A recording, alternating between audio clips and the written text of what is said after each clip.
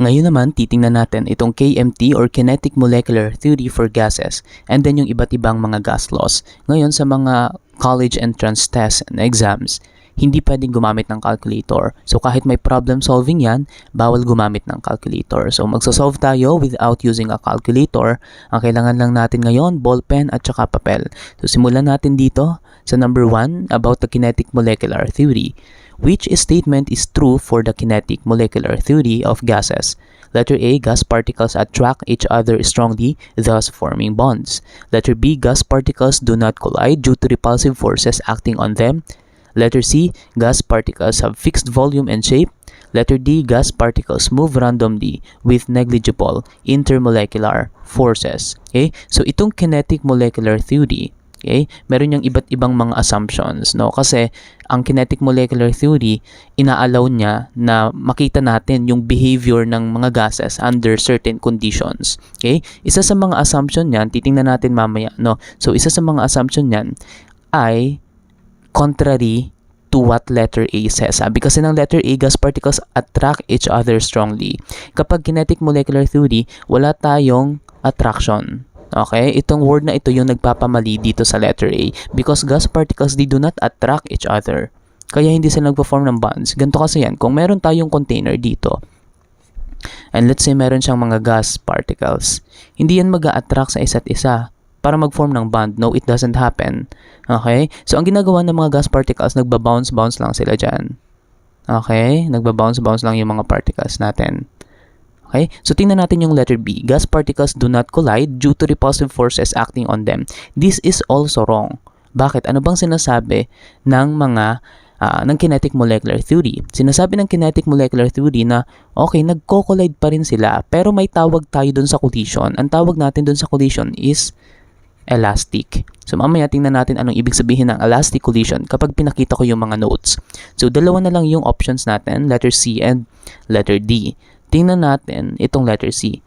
Gas particles have fixed volume and shape. This is wrong. Okay? Bakit? Kung titingnan natin, balikan natin yung solid, liquid, and gases. Tingnan natin yung kanilang shape and volume. Okay? So, ang mga solid, definite yung shape nila. Kasi may shape talaga yung mga solid, although yung iba, irregular. Yung volume nila, definite din. Pwede nating i-measure ang volume ng solid using geometry. Okay? Now, ano naman yung mga liquids? Ang liquids, indefinite yung shape. Wala namang shape yung liquid. Hindi ka naman nakakita ng star na tubig, di ba? Unless, ilagay mo yun sa ref. Tama? So, in that case, hindi na siya liquid nun. Solid na siya nun. Okay? So, now, ang mga liquid, syempre, definite yung kanilang volume. How about gases? Ang gases, indefinite ang shape, indefinite ang volume nila. Okay? So, yung letter C, automatically wrong. So, by elimination, ang sagot natin, letter D, gas particles move randomly with negligible intermolecular forces. And as you can see, itong letter D ay contradiction doon sa letter A. Ibig sabihin, maalin dito sa dalawa yung sagot. And na-rule out natin yung letter A kanina na okay, hindi sagot yung letter A. Kaya ang sagot natin, letter D. Okay, so tingnan natin. There, gas particles move randomly with negligible intermolecular forces. So, tingnan natin again, number 1. Ito yung mga assumption ng kinetic molecular theory. Gas particles are in constant random motion. So, sabi nga natin, kung meron tayong container or kahit balloon, ito yung balloon natin, yung mga gas particles, nasa constant random motion sila. Okay? Paggalaw-galaw lang sila dyan. So, kapag in-increase mo itong volume ng balloon, di mas malaki yung volume niya. Tama, no? Mas malaki yung volume ng gas kasi ang volume ng container, volume of the container is the volume of the gas. Ino-occupy nila yung containers completely. Okay, yung mga particles, nagmo-move yan rapidly and in constant random motion. Ngayon, ano yung nagde-determine ng speed ng mga gas particles? Dito napapasok yung temperature.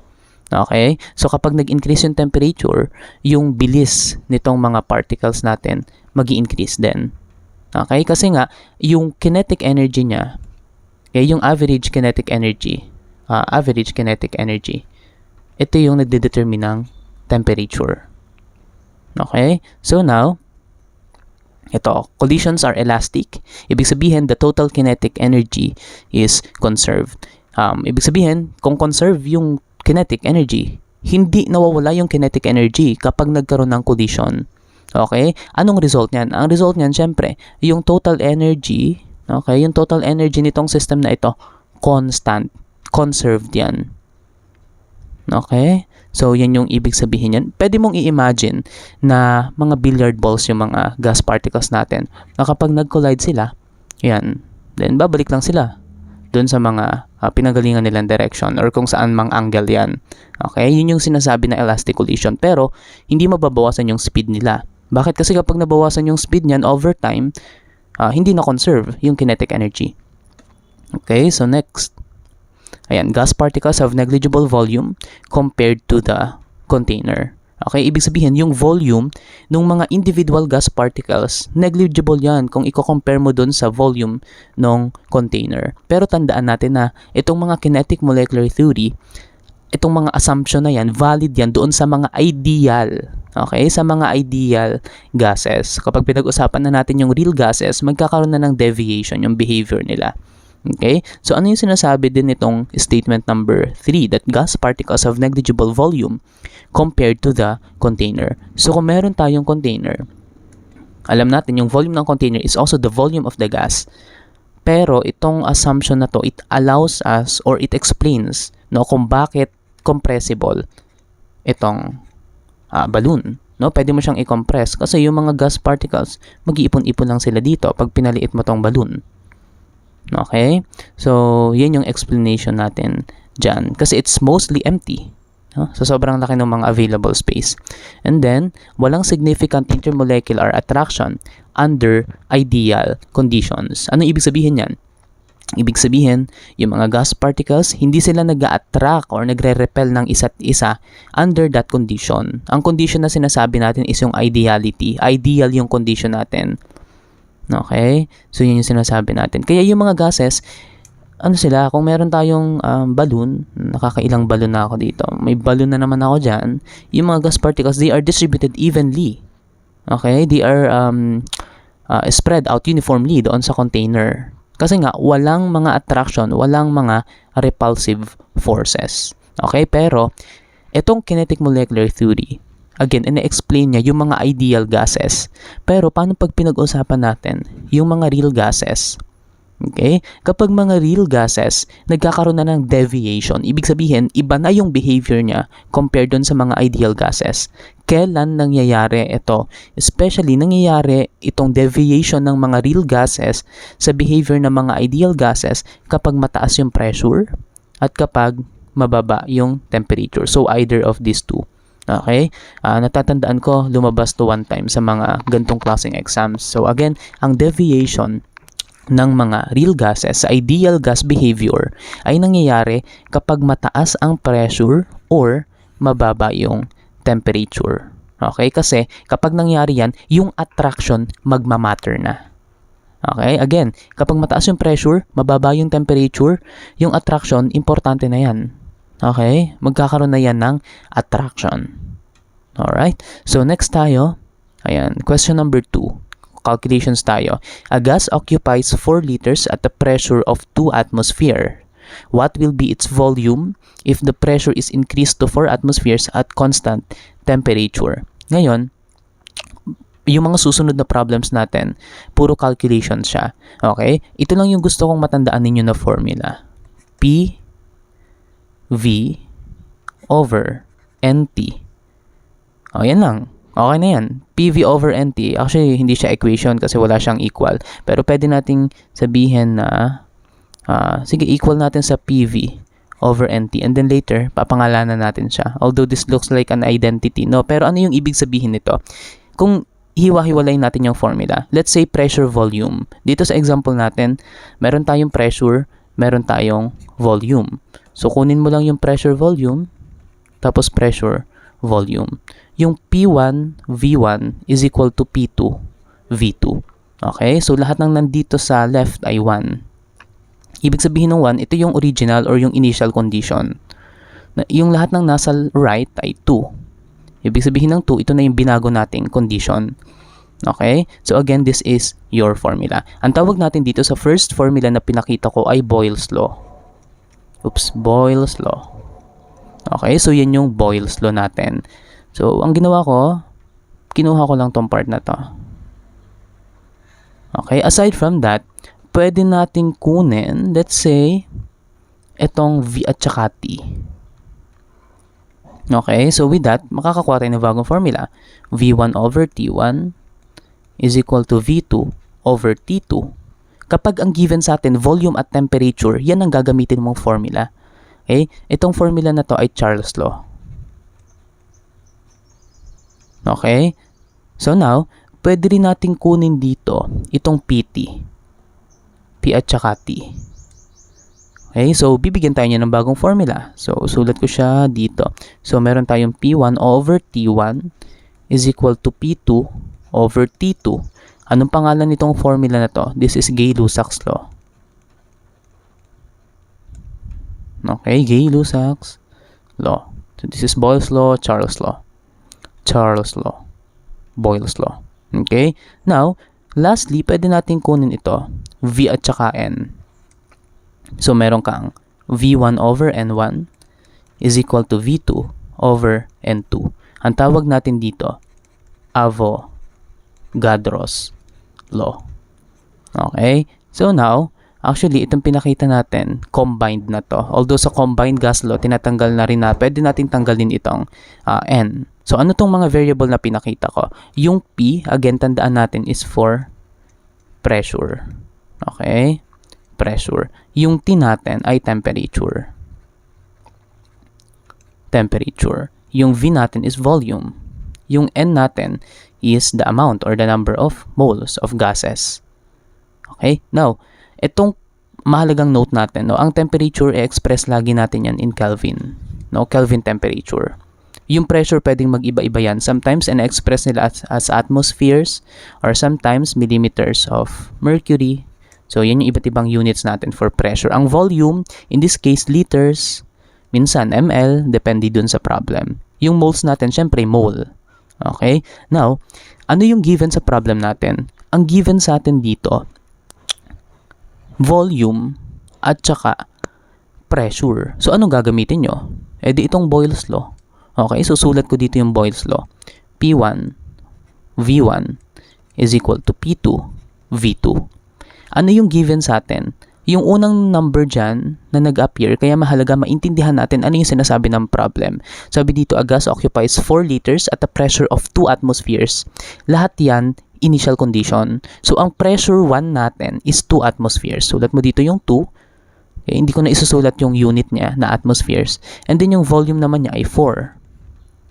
Okay? So now, ano na daw yung magiging volume niya kapag yung pressure tinaasan natin? Ginawa nating 4. Ginawa nating 4. So from 2, na doble siya. Naging 4. Okay? So yung P2 natin ngayon is 4 atmospheres. And then multiply to the missing. Ang missing natin volume 2. Kasi tinatanong nga what will be its volume? Okay? So, ibig sabihin, missing yung volume, yung final volume. So, as we can see, 2 times 4 is 8 is equal to 4 V2. Divide both sides by, divide by 4. 4, cancel. 8 divided by 4. Ang answer natin is 2. Okay? Anong unit niyan? Siyempre, liters. So, ang sagot natin dito ay letter B, 2 liters. Aside from that, gusto kong i-assess natin ito ng ganito. No, tingnan nyo. Yung volume natin, hinahanap natin yung volume, tama? Tapos yung pressure natin, dinoble natin from 2 to 4. Nadoble yung pressure. Ano nangyari sa volume? Nahati. Nakita nyo yun? Tingnan nyo. Yung pressure natin, from 2, naging 4.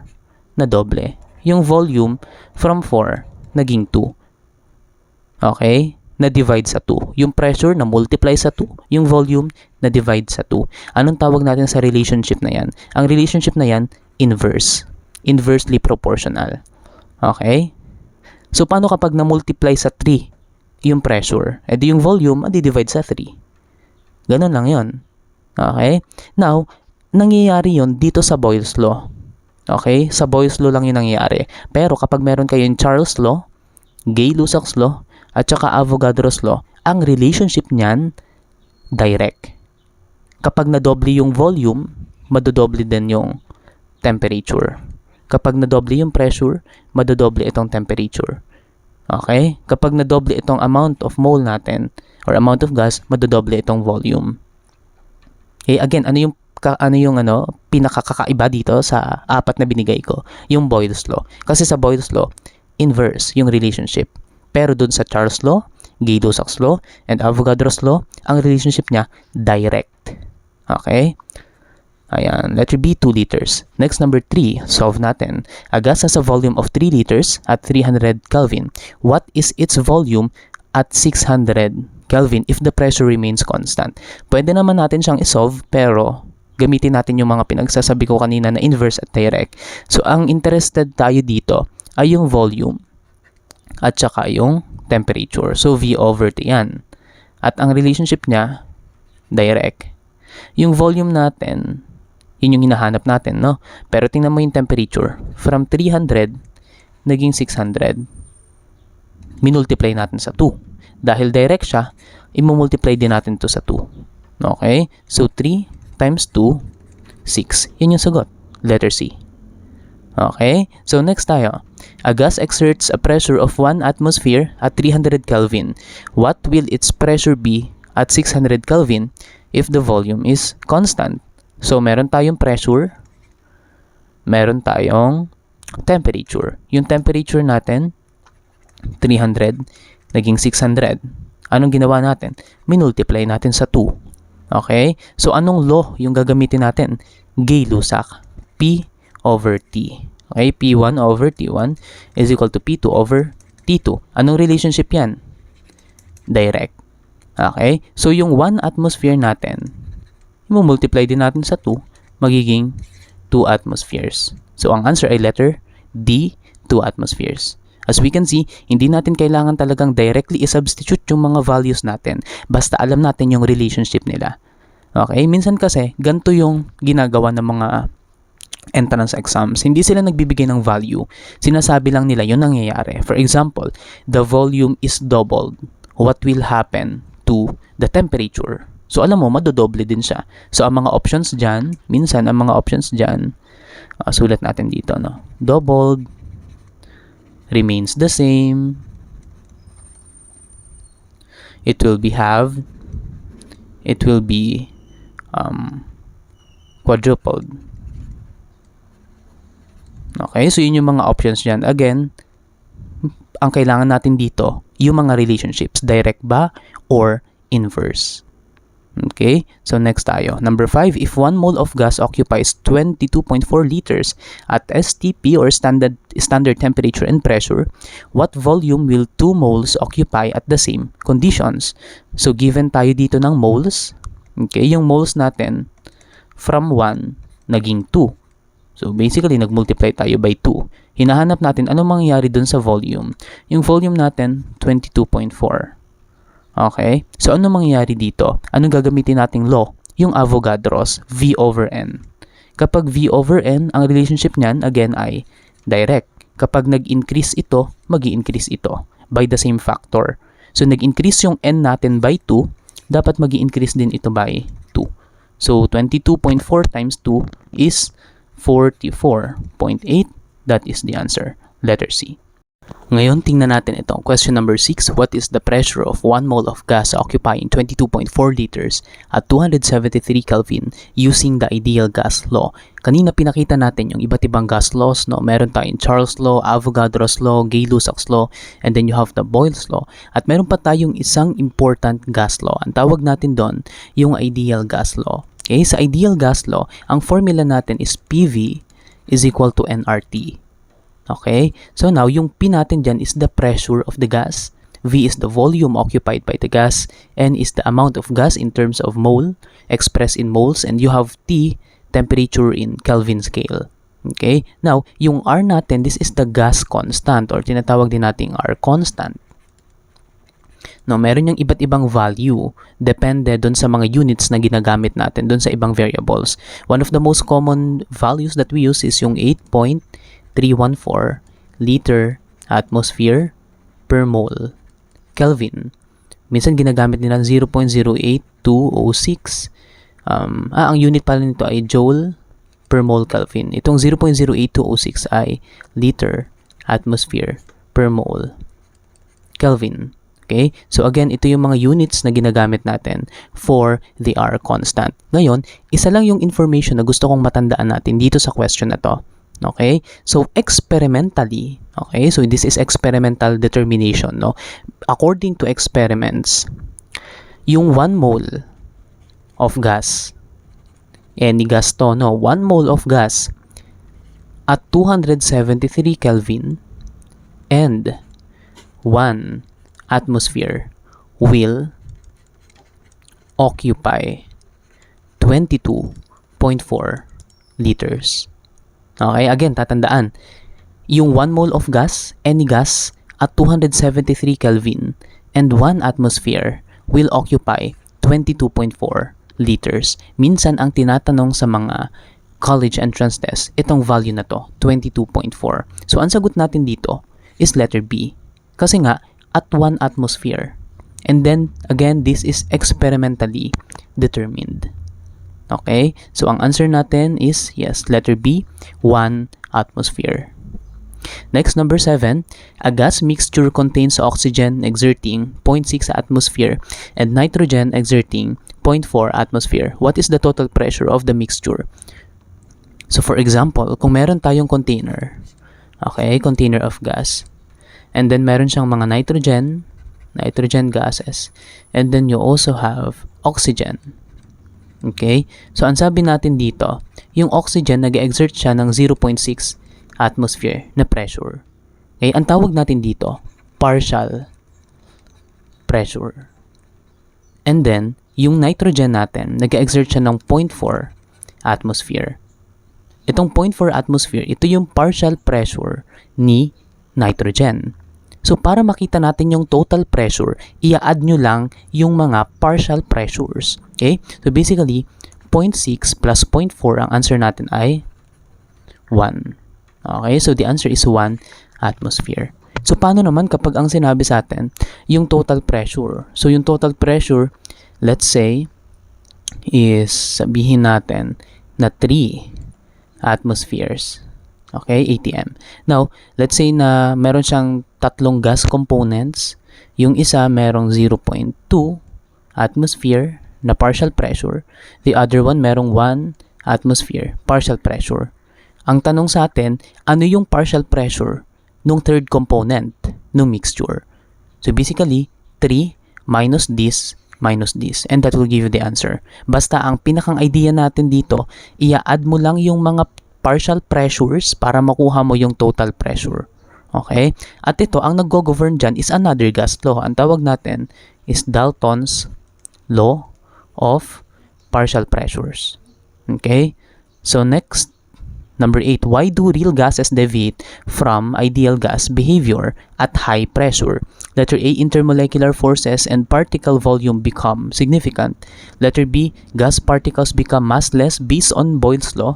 Letter C, temperature becomes zero until gas particles stop moving. And letter D, collisions stop occurring. Okay, nasabi natin kanina na itong mga real gases, iba yung behavior nila kumpara dito sa mga ideal gases. Okay? At ngayon, ang condition natin dito, high pressure. Di ba sabi natin, kapag mataas ang pressure or mababa yung temperature, yung mga gases, nagde-deviate na sila from ideality. Hindi na sila gumagana hindi na nila in-exhibit yung properties ng mga ideal gases. Okay? So, ang tanong ay bakit? So, tingnan natin yung mga options. A, intermolecular forces and particle volume become significant. Okay? Letter B, gas particles become massless based on Boyle's law. Ang gas ba matter? Ang matter ba may mass?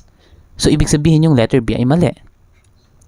Okay? So, letter C, temperature becomes zero until gas particles stop moving. No, hindi naman tayo concerned dito sa temperature. Tama? So, mali din itong letter C. Letter D, collisions stop occurring. Okay? Nag-i-stop na ba yung collision kapag sobrang taas ng pressure or at high pressure? Titingnan natin mamaya. So, ang answer natin dito ay letter A. intermolecular forces and particle volume become significant. Okay, tingnan natin yung mga explanations dito. So again, ang ideal gas natin, no, yung mga assumptions niya dun sa kinetic molecular theory, nagfe-fail na yon kapag mataas yung pressure at high pressure. Bakit? Kasi nga, tingnan natin, no, let's say meron tayong balloon and then you have the gases there. Paano kapag tinaasan natin yung pressure? Okay? So, kapag tinaasan natin yung pressure, yung mga gas particles, makokompress yung mga yan. Bakit siya makokompress? Yung volume niyan, liliit. Sino may sabi? Boyle's law. Okay? So, magiging maliit yung volume, makokompress yung mga gas particles natin dun sa smaller space. Okay? So, now, yung volume na ino-occupy nila, significant portion na yan ng container. So, ngayon, yung attractive forces, okay, magmamatter na yan. So again, particle volume is no longer negligible as what is described by the kinetic molecular theory. And yung mga intermolecular forces, maaapektuhan na niya yung mga motion ng mga particles. Okay? So now, yung mga real gases, they behave most ideally at low pressure, high temperature. Kapag mababa yung pressure, anong meron? Kapag mababa yung pressure natin, yung mga gas particles, they are far apart. Okay, so yung volume niyan magiging negligible. Yung attraction niyan, weak. Okay, so again, very important, no? Kapag mababa yung pressure, yung mga gas particles, malayo sa isa't isa. Kung malayo sila sa isa't isa, ano naman ngayon? Yung volume niya, negligible. Okay, kung yung volume niya, negligible, yung attraction niya, mahina. Okay? Paano naman kapag mataas ang temperature?